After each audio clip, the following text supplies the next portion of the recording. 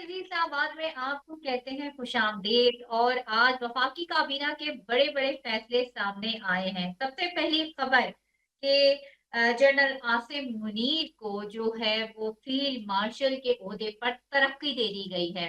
पाकिस्तानी तारीख में ये दूसरे आर्मी चीफ हैं जिन्हें ये एजाजी ओहदा दिया गया है। इससे पहले सदर अयूब थे कि जिनको जिन्हें इस ओहदे से नवाजा गया था। इसके अलावा air chief marshal Zaheer Ahmed Babar Sidhu जो हैं उनकी मुद्दत मुलाजमत में भी तोसी कर दी गई है। और सदर पाकिस्तान, वजीर आजम, वफाकी काबीना और मुल्क की जो नामवर शख्सियात हैं उन्होंने जनरल आसिम मुनीर को फील्ड मार्शल के ओहदे पर तरक्की देने पर मुबारकबाद पेश की है।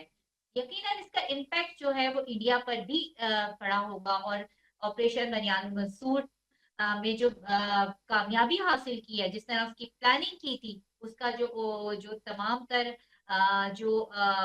सेहरा है वो जनरल आसिम मुनीर को जाता है। और जिस तरह से हमारी एयरफोर्स की चीफ को तरक्की दी गई है और उन्होंने जिस तरह से एक कामयाब ऑपरेशन किया और जिस तरह से उनके ही हुदूद में उनके ही तैयारों को मारकर हमारे जो शाहीन थे वो पाकिस्तान वापस लौटे हैं, ये भी एक तारीख रकम हो गई है।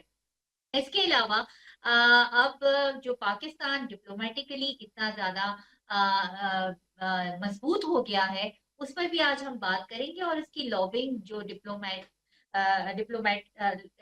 डिप्लोमेटिकली जो लॉबिंग करने के लिए एक कमेटी तश्कील दी गई है और उसका सरबराह बनाया गया है बिलावल भुट्टो जरदारी को। और वो अब कितनी कामयाब पाकिस्तान के लिए लॉबिंग कर पाएगी, जिसमें तमाम हुकूमत के इत्तेहादी शामिल हैं। वजीर खारजा है साबिक बिलावल भुट्टो जरदारी, वो अमेरिका के दौरे पर जाएंगे और वहां से अब क्या कामयाबियां समेट कर वापस आएंगे, इस पर भी बात की जाएगी। दूसरी अहम बात यह है कि अब तक ऑपोजिशन जमात यानी तहरीक इंसाफ की जानिब से कोई रद्द अमल नहीं आया है। एयर फील्ड मार्शल का ओहदा से नवाजा गया है जनरल आसिम मुनीर को।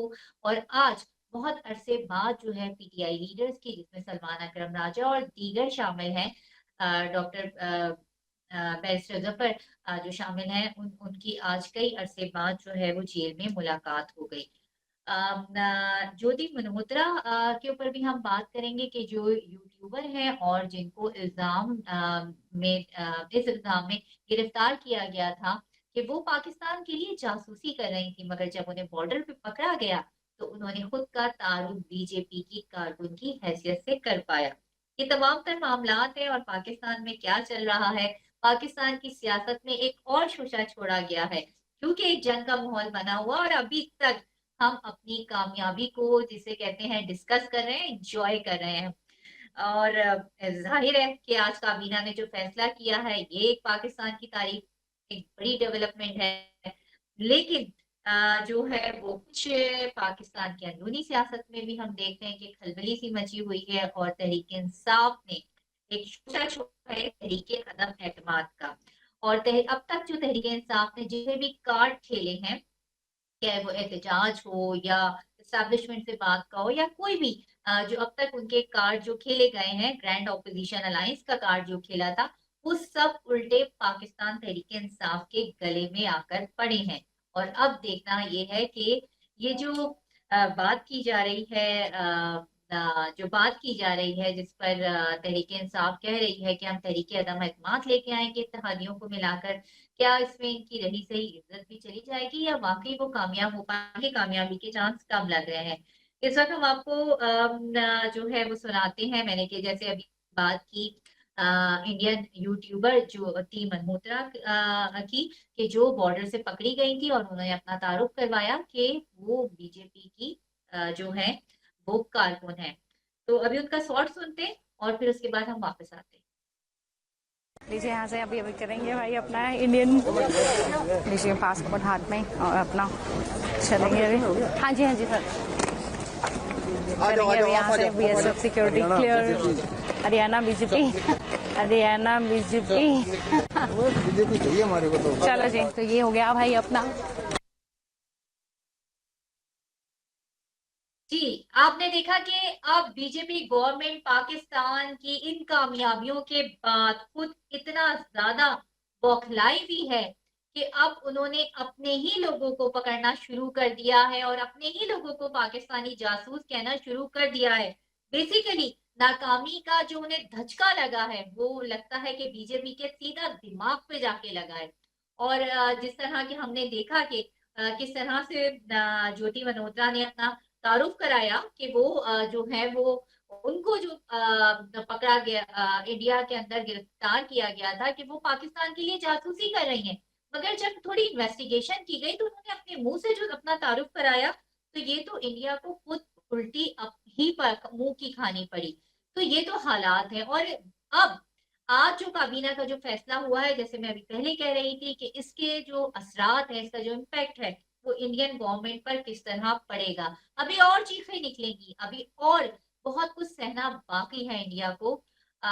जो है वो जो इस शिकस्त के जो आफ्टर इफेक्ट हैं, वो हम देख रहे हैं कि अभी अभी उनको सहना बाकी है। इसके अलावा हम यहाँ पर ये भी देख रहे हैं कि मुख्तलिफ जो इंडियन चैनल्स हैं, वो जो है मोदी को अभी भी बुरा भला कह रहे हैं, उनकी पॉलिसीज को बुरा भला कह रहे हैं। उनकी तरफ से सीज फायर के बाद खास तौर पे जो तकरीर की गई, उसमें वही इंतहा पसंदी की झलक नजर आई कि जो हमेशा उनके साथ जो हमें हमेशा दुनिया को देखने के लिए मिलती है। ये तमाम तर वो टॉपिक्स हैं जिन पर हम आज तफसीली बात करेंगे। हमें पाकिस्तान पीपल्स पार्टी से ज्वाइन करेंगे कादिर खान मंदोखेल, और air vice marshal retired Sajid Habib हमें ज्वाइन करेंगे, जो कि दिफाई तज्जियाकार है, और डॉक्टर खुर्रम इकबाल, जो कि एक्सपर्ट है फॉरेन अफेयर्स के। कहीं जाइएगा, हमारे साथ रहिएगा।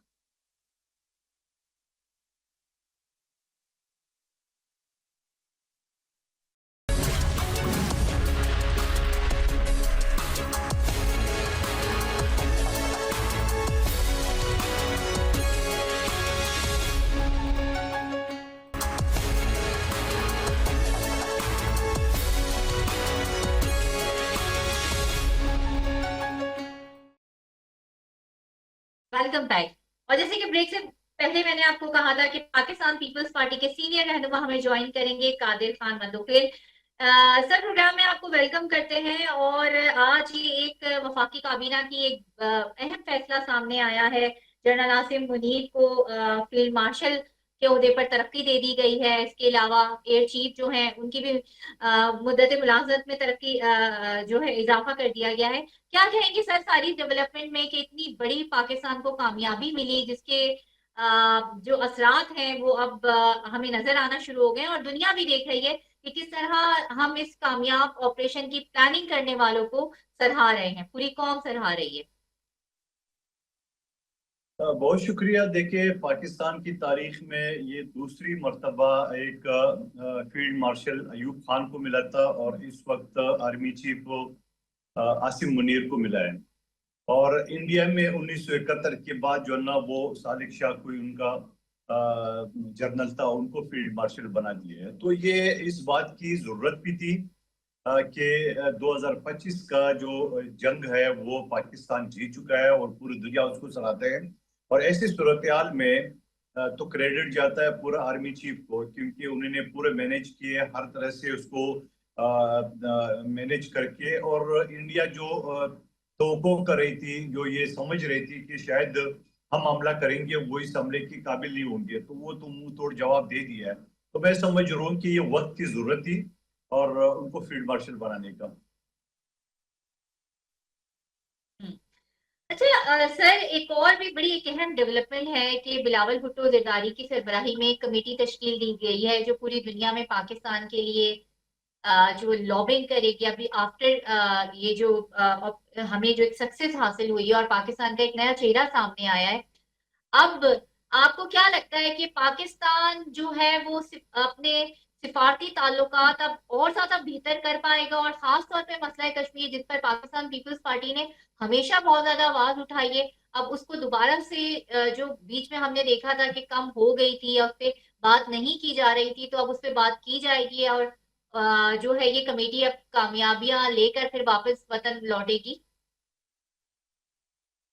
ख्याल में पहले तो आप अपना जुमला दुरुस्त करें कि पाकिस्तान में एक नया चेहरा सामने आया। ये नया चेहरा नहीं है, ये है पुराना चेहरा।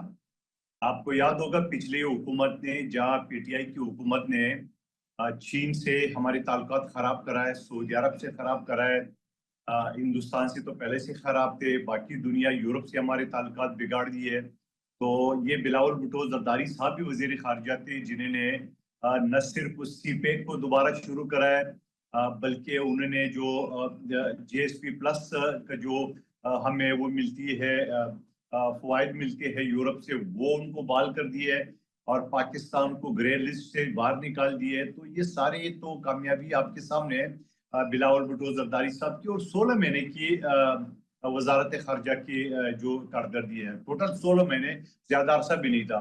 तो मैं ये समझ रहा हूँ कि नया चेहरा नहीं है, बल्कि हुकूमत ने अच्छा फैसला किया है कि इससे पहले भी जब इनके पास कोई ओहदा नहीं था, वो एक सिंपल एमएनए थे, पार्टी के चेयरमैन तो है ही वो, लेकिन उन्होंने, आप देख रहे पूरा आलमी मीडिया को उन्होंने मुंह दिया, और आलमी मीडिया को पाकिस्तान के खिलाफ जो भारतीय साजिश थे या भारतीय प्रोपेगेंडा थे या झूठे इल्जाम थे, तो उन सब का जवाब जो है ना वो अकेला बिलावल भुट्टो जरदारी साहब ही दे रहे थे। तो मेरे ख्याल में हुकूमत ने अच्छा किया कि उस चीज को क्रेडिट देने के लिए, उसको हाईलाइट करने के लिए, और जो उन्होंने आलमी मीडिया को हिंदुस्तान का चेहरा दिखाया मकरू, तो मैं समझ रहा हूँ कि हुकूमत का अच्छा फैसला है। अब बेहतर तरीके से पूरी दुनिया को मजीद उसकी जो करतूत है हिंदुस्तान के और खासतौर पे मोदी के, तो वो बताने में जो है ना वो कामयाब होंगे। तो मैं ये समझ रहा हूँ कि अच्छा फैसला है हुकूमत का, और हम उसको वेलकम करते हैं।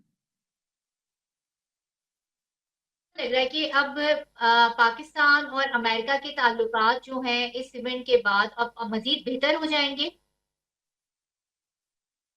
देखिए, पाकिस्तान और अमेरिका के ताल्लुकात पहले भी बेहतर थे। आईएमएफ के जो हमारी डील फाइनलाइज हुई है वो अमेरिका के बगैर नहीं हो सकती थी, क्योंकि इमरान खान साहब की हुकूमत ने जिस तरह आईएमएफ की शराइत को तोड़ के, और जिसको जो ना वो पिछले पीडीएम हुकूमत को भुगतना पड़ा सारे जो उनके असरा थे, तो मैं ये समझ रहा हूँ कि अब वो मजीद बेहतर होंगे। और अभी देख रहे हैं, फिर जब ट्रंप आ रहा था तो फिर पीटीआई वाले जो है ना वो बगले बजा रहे थे कि शायद ट्रंप की आती ही वहां पे एक फरमान आ जाएगा इमरान खान साहब की रिहाई। वो तो दम तोड़ गई, वो सारी अफवाहें, वो सारी जो तवक्कात है। बाकी ये कि अब हिंदुस्तान और पाकिस्तान की जंग में जहाँ सीज फायर के लिए एक की रोल अदा किए प्रेसिडेंट बुश ने, तो मैं ये समझ रहा हूँ कि, और फिर उसने माना भी पाकिस्तान की तारीफ भी की है, और इससे पहले भी जो ना पाकिस्तान की जो इकदाम थे दहशत गर्दी का, उसके लिए उन्होंने उसको सराहा है। तो मैं ये समझ रहा हूँ कि आप सही कह रहे हो कि माजी से बेहतर हमारे ताल्लुकात हो रहे हैं, क्योंकि अगर आप 2-4 महीने पहले देखें तो अमेरिका का झुकाव ज्यादातर हिंदुस्तान की तरफ था, लेकिन अब लग रहा है अगर झुकाव हमारी तरफ नहीं है ज्यादा तो कम से कम बराबर है। अच्छा, चलिए, आपने पीटीआई का जिक्र छेड़ ही दिया है तो मेरा बड़ा दिल चाह रहा है कि मैं जरा पीटीआई पर भी बात कर लूं, मुल्की सियासत पर भी बात कर लूं कि पीटीआई को अब तक, आपने जैसे अभी बात की कि ट्रम्प का उन्होंने कार्ड खेला, उसके बाद और उन्होंने दीगर अपने ग्रैंड ऑपोजिशन अलायंस का उन्होंने कार्ड खेला कि हम तो पीडीएम से बड़ी जो है वो ग्रैंड ऑपोजिशन अलायंस बना लेंगे। वो अब तक जो पीटीआई ने जो जो कार्ड्स खेले वो सब उनके अपने मुंह पर आकर उल्टे पड़े। अब पीटीआई जो है वो ये बात कर रही है कि हम तहरीक अदम एतमाद लेकर आएंगे। जरा ये माहौल जंग का जरा थोड़ा हम इधर आगे थोड़ा चले जाएं, यानी मुस्तकबिल करीब में हम तहरीक अदम एतमाद लेके आएंगे, ना सिर्फ वजीर आजम के खिलाफ बल्कि स्पीकर कौमी असम्बली के खिलाफ। तो मुझे तो ऐसा लगता है कि ये बात भी पीटीआई के मुंह पर ही आके पड़ेगी, क्योंकि पीटीआई बजाहिर इतनी स्ट्रॉन्ग नहीं नजर आती, क्योंकि वो तो एक ग्रैंड ऑपोजिशन अलायंस नहीं बना सकी जिसके बड़े दावे किए थे उसने। Sir,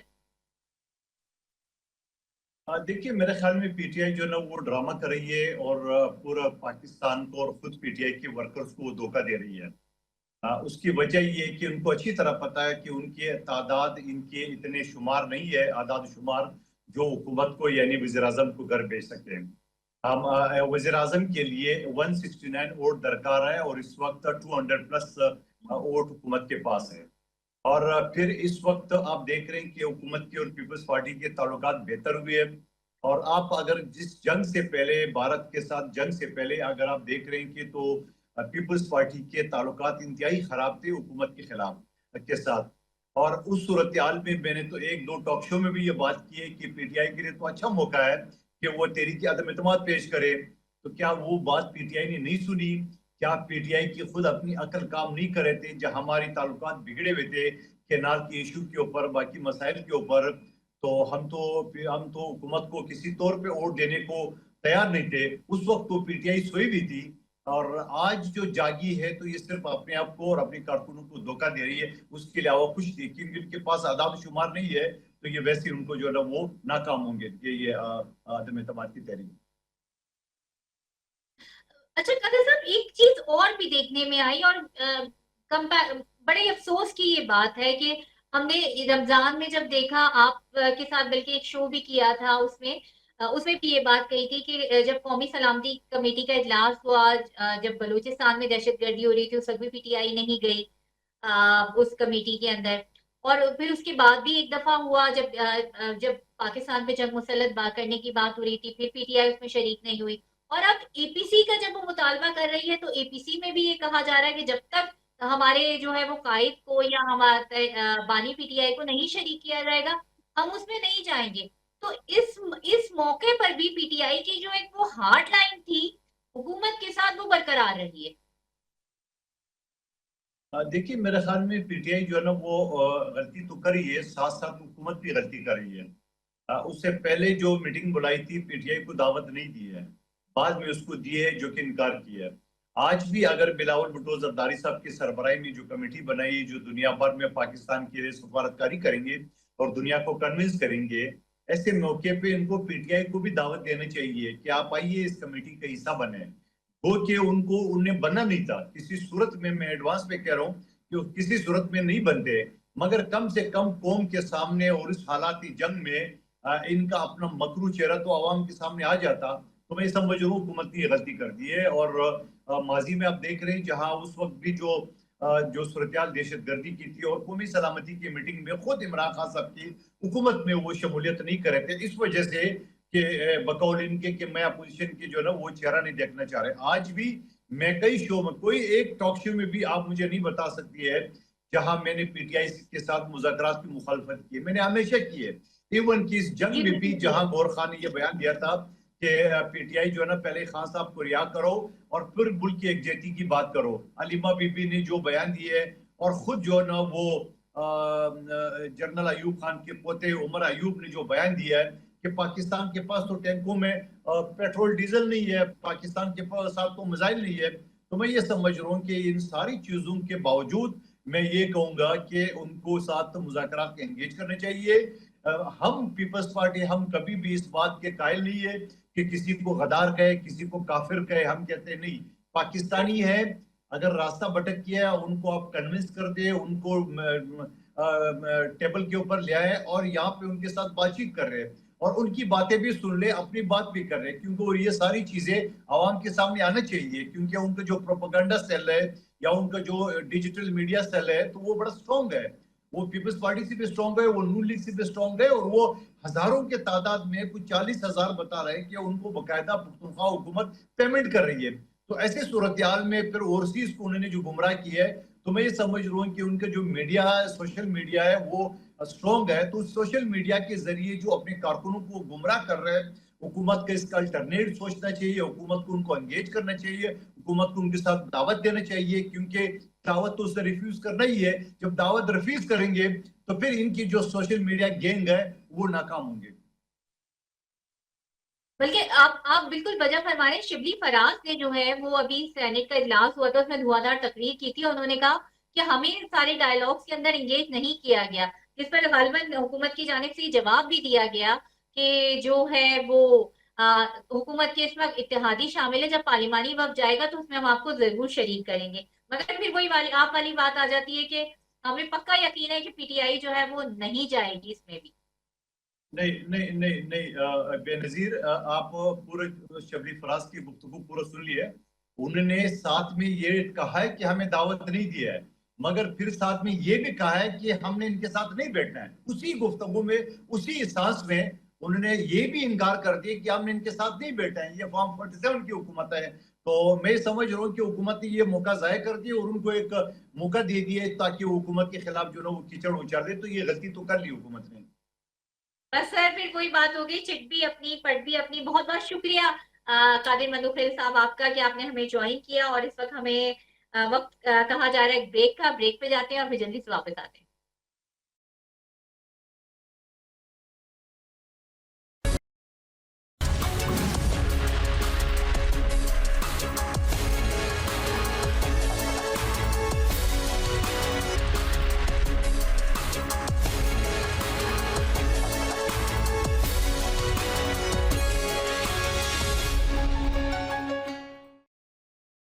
welcome back.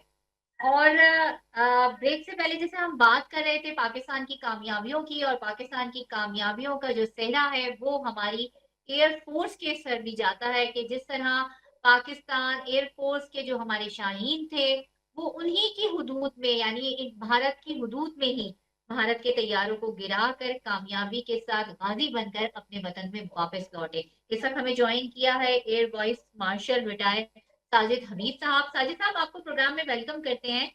और भारत के जो तैयारे गिरे, खासतौर पे उनका जो राइफल तैयारा पाकिस्तान ने उन्हीं की हदूद में मार गिराया है, अब उसके खिलाफ जो आवाजें हैं वो भारत में भी उठने लगी हैं, बल्कि पूरी दुनिया में ये सवाल किए जा रहे हैं कि इतनी जदीद टेक्नोलॉजी वाले तैयारे किस तरह से भारत से हैंडल नहीं हो सके और वो गिरा दिए गए।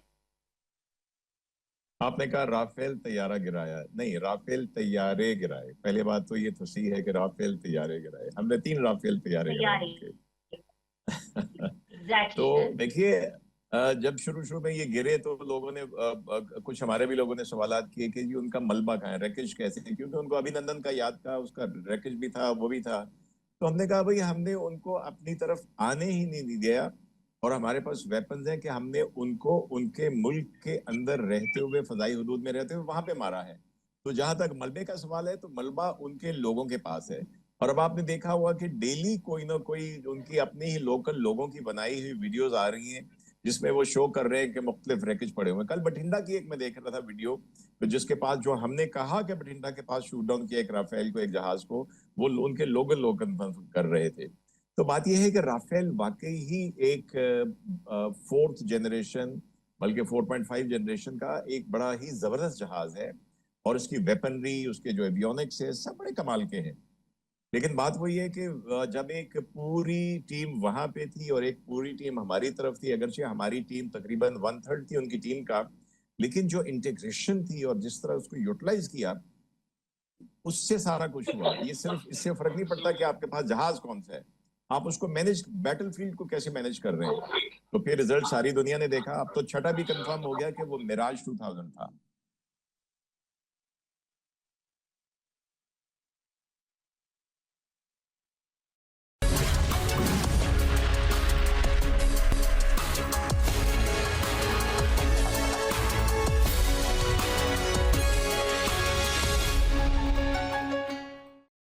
बैक।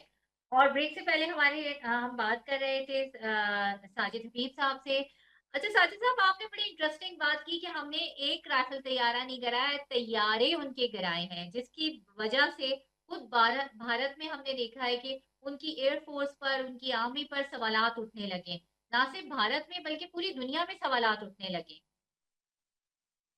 जी बिल्कुल, सवालात उठने लगे हैं। और अब तो वो जो शुरू में लोग पूछ रहे थे कि उनके रैकेज कहाँ है जो जहाज गिराए, तो हमने कहा भी हमने मारा ही उनको उनकी हुदूद के अंदर है, तो उनके रैकेज उनके उनके लोगों ने देख के उन्होंने आपको बताने। और अब रोज कोई ना कोई वीडियो आ रही है। कल बठिंडा के पास की आ रही थी, वो देहाती वहां पे खड़े बता रहे थे जहाज गिरा है और मलबा उसका पड़ा हुआ है। और उसके बाद आप देखिए कि ऑलरेडी मेरा ख्याल है शायद इंडोनेशिया ने जो राफेल का कॉन्ट्रैक्ट किया हुआ था ऑलमोस्ट $8 बिलियन प्लस का, उन्होंने फिलहाल उसको होल्ड पे कर दिया है। तो ये देखिए कि एक हमारी पाक फजाइया ने जो कारनामा अंजाम दिया है एक मुख्तसर से वक्त में। लेट मी टेल यू कि ये 4th जनरेशन एयरक्राफ्ट की पहली प्रॉपर एयर बैटल है। इससे पहले नेटो के जहाज अगर इराक गए हैं, अफगानिस्तान गए, उनके सामने कोई एयरफोर्स नहीं थी। इजरायली जो गजा के लोगों को शहीद कर दें, उनके सामने कोई रेजिस्टेंस नहीं है। राफेल जाते रहे, दूसरे जहाज भी जाते रहे। ये पहली दफा है कि 4th जनरेशन एयरक्राफ्ट की प्रॉपर फाइट हुई है, एरियल बैटल हुई है। और इसमें राफेल का गिरना और हमारे पायलटों ने जिस तरह उनके 6 जहाज गिराए हैं, this is unbelievable for almost सारी दुनिया को इसके ऊपर यकीन नहीं आ रहा। तो ये बिल्कुल हुआ है और लोग अब हमने जैसे J-10 को और J-17 को जिस तरह यूटिलाइज किया है, दुनिया अब चाइना की तरफ देख रही है। आप देखें ट्रम्प साहब भी भागे भागे आए हैं, उनकी अपनी इंडस्ट्री को हिट पड़ रही थी, उन्होंने आते ही सऊदीज के साथ ऑलमोस्ट $120 बिलियन की जो है एयरक्राफ्ट डील की है। तो इसमें अब किसी को शक व शुबा नहीं होना चाहिए।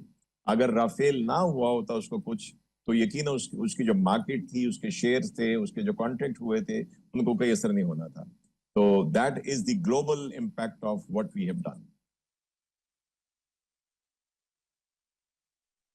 अच्छा सर, जो 2019 में पुलवामा का वाकया हुआ था, उसके बाद एक नरेंद्र मोदी ने तकरीर की थी और उसमें उन्होंने ये एतराफ किया था कि अगर हमारे पास जदीद राफेल तैयारा होता तो हमें शिकस्त का सामना नहीं करना पड़ता। तो अब तो उनके पास वो तैयारे भी मौजूद थे, मगर उसको उनके पायलट जो उनके पायलट थे, उनकी इतनी ज्यादा नालायकी थी कि वो इस टेक्नोलॉजी को या उनको हैंडल नहीं कर पाए। जो इन मेरी राय में सबसे जो बड़ी वजह शिकस्त की होती है, जो इंडिया की भी इसमें जो इनकी एरियल बैटल में ग्राउंड पे जैसे भी हुई है, वो होता है अपनी सुप्रीमेसी का और दूसरे के कमजोर होने का एक इल्यूजन।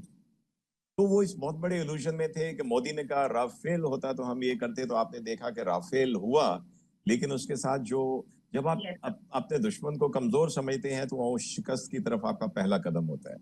और इनको इस इल्यूजन ने इनको कि इनके पास उधर समंदर में तैयारा बरदार जहाज है, इनके पास 15 लाख आर्मी है, इनके पास इतने H-400 है, इनके पास ब्राह्मोस है, इनके पास और राफेल है। तो आई थिंक इन सब गुब्बारों से हमने बड़ी अच्छी तरह हवा निकाल दी है और अल्लाह का बड़ा शुक्र है इसके लिए कि अल्लाह का एहसान रहा हमारे ऊपर।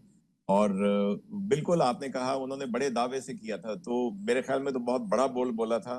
और ये जितने राम शाम ये वो होते हैं, इनके ऊपर एक अल्लाह है जिसने हमारा साथ दिया।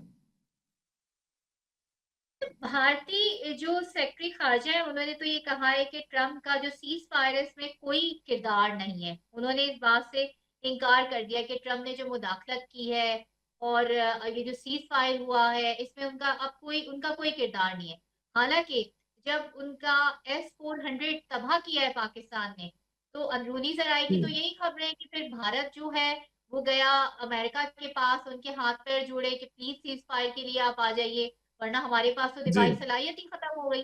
पाकिस्तान ने तो हमारी दिफाई सलाहियत ही बिल्कुल जीरो पे ले आए। बिल्कुल बिल्कुल। देखिए एक सिंपल सी बात है कि सीज फायर का ऑफिशियल ऐलान भारत की तरफ से होने में और ट्रंप के ट्वीट में कितना फर्क है। ट्रंप का ट्वीट 1 घंटा पहले आ गया, तो ट्रंप को किसने बताया? अगर इंडिया ने खुद हमसे बात करके किया है तो ट्रंप को किसने बताया? भाई हम तो अपना इंतकाम ले रहे थे, हम तो बैटल में मसरूफ थे, हमने तो अपना जो हिट हार्ड का वादा किया था कि we will hit back very hard, अब तो वो कर रहे थे। तो 1 घंटा पहले ट्वीट कैसे आ गया? तो अब आप उनके क्या जाने दें। अब आप ये खिसियानी बिल्ली खंबा नोशे वाली बात है। और बिल्कुल इन लोगों ने अप्रोच किया और उसके बाद देखे ना, एक रात पहले तक तो ट्रम्प कह रहा था कि we have nothing to do. उनके जो वैंस, उनका वाइस प्रेसिडेंट कह रहे थे कि भाई आपका अपना मामला, डोंट एक्सपेक्ट अस कि हम आपकी सुलह सफाई कराएंगे। तो क्या हुआ कि सुबह जब 3 घंटे 45 मिनट में हमने एक अपना जवाबी कार्रवाई की, तो उसके फौरन बाद ट्रंप का एक ट्वीट आ जाता है और उसके 1 घंटे के बाद इनकी ऑफिशियल स्टेटमेंट आती है। बिल्कुल सर, बिल्कुल। अच्छा सर, ये बताइएगा कि अब आप अब आप देख रहे हैं कि अब पाकिस्तान का जो एक नया इमेज पूरी दुनिया के सामने आया है और डिप्लोमेट इसका इस तमाम तर जो ये वॉर की सिचुएशन हुई थी, आप इसका डिप्लोमेटिक एंड क्या देख रहे हैं? क्या आप इसका डिप्लोमेटिक एंड कश्मीर पे होता हुआ देख रहे हैं कि पाकिस्तान के पास एक बहुत ज्यादा गोल्डन चांस है और अब तो ट्रम्प ने भी कह दिया है कि जो है वो मसला कश्मीर को दोबारा से उजागर किया जाए? देखिए कश्मीर का मसला तो ट्रंप ने उजागर कर दिया, जो शायद हम डिप्लोमेटिकली जितना नहीं कर सकते थे। अब अमेरिकन जो एस्टेब्लिशमेंट है उसका कुछ भी अंदर से ख्याल हो, लेकिन जब अमेरिकन प्रेसिडेंट एक स्टेटमेंट देता है तो उसकी वजह से दुनिया के स्टॉक्स ऊपर जाते हैं, नीचे जाते हैं, ऐसा ही होता है ना। तो अब बिल्कुल। ऑफ ऑल द पीपल दुनिया के, यू कैन से कि जो सबसे बड़ी एक पावर है, सुपर पावर है, उसके प्रेसिडेंट ने कश्मीर का नाम बार बार लिया उन्होंने। ये और बात है, उन्होंने कहा कि ये 1000 साल पुराना मसला है या 1500 साल पुराना मसला है, बट उसको उजागर उन्होंने किया। और मेरे ख्याल में सबसे बड़ी तकलीफ आप इंडिया के अंदर अगर देखें, वो गोस्वामी को सुने, किसी को सुने, सबसे बड़ी तकलीफ उनको ये है कि ये कौन होता है कश्मीर को कहने वाला। दूसरी बात है, मैं समझता हूं कि वो कांग्रेस हो या बीजेपी हो, ये कश्मीर के ऊपर इतने आराम से मानने वाले नहीं है। तो लेकिन ये हुआ है कि अब हमें एक जिसको कहते हैं ना इखलाकी, एक मॉरल असेंडेंसी हमें मिली है, एक इखलाकी बर्तरी मिली है कि जो उसकी बात है, ट्रंप की बात या अमेरिकन प्रेसिडेंट की बात, उसको यूरोप भी सुनता है, उसके वो छोटे मुल्क भी सुनते हैं जो अमेरिका की एड के ऊपर चलते पलते हैं। तो आई थिंक ये एक डिप्लोमेटिकली हमें बहुत बड़ी कामयाबी हुई है। ये और बात है कि इसके अलावा हमने ड्यूरिंग दिस क्राइसिस भी हमने डिप्लोमेटिकली बहुत अच्छा किया।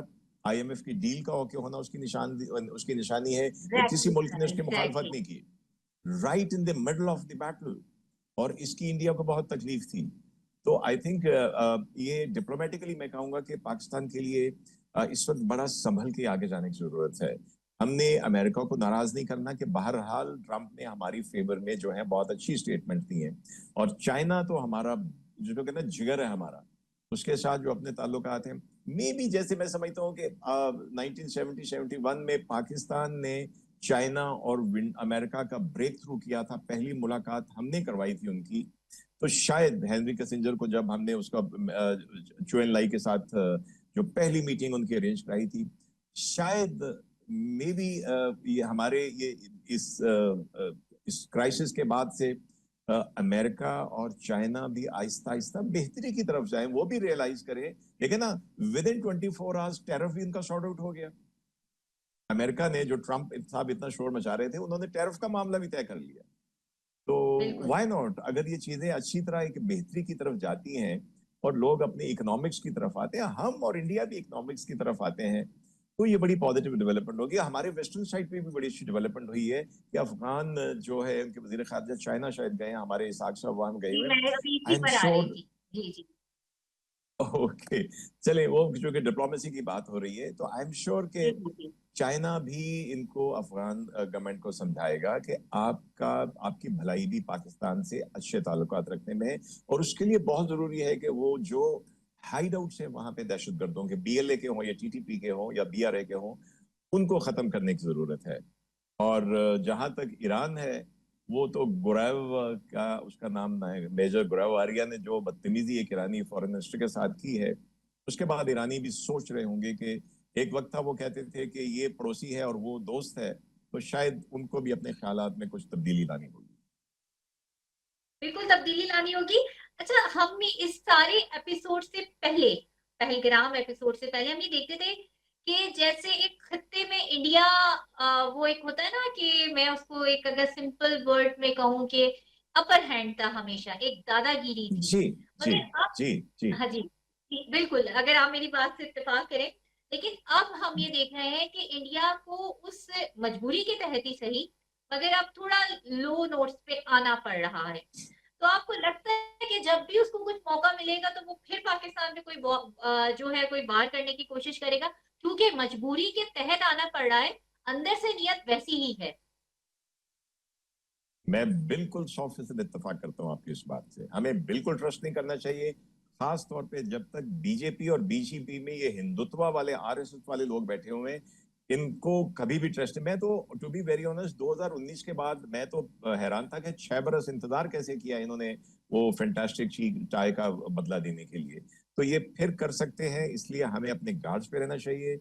हमें डिप्लोमेटिकली हमें बड़ा अच्छा मौका मिला है, हमें अपनी पोजीशन डिप्लोमेटिक लेवल पे और अच्छी करनी चाहिए।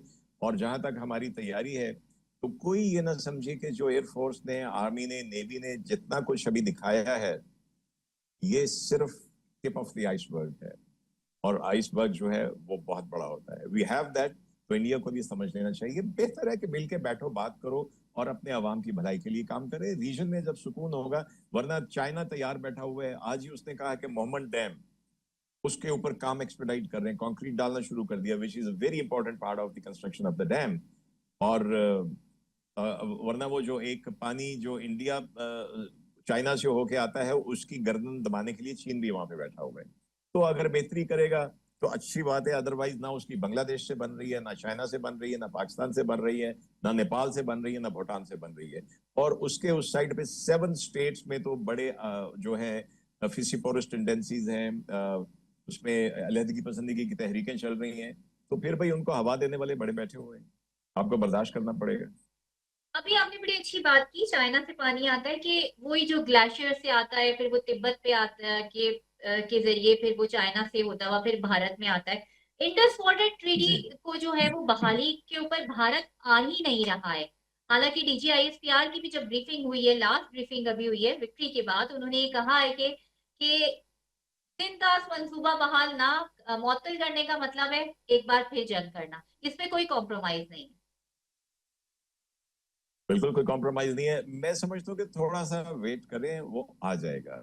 वो इतनी खिफ़्फ़त उठा चुका है कि अब उसको हल्का हल्का आहिस्ता आहिस्ता उसको मानना आना पड़ेगा। पड़ेगा। एकदम वो चला गया तो वो उनका एक तरफ से सरेंडर करने वाली बात होगी। देखा जी, इतना शोर मचाया था मोदी ने और अब वो भी सरेंडर कर दिया। पानी लेके कहाँ जाएगा?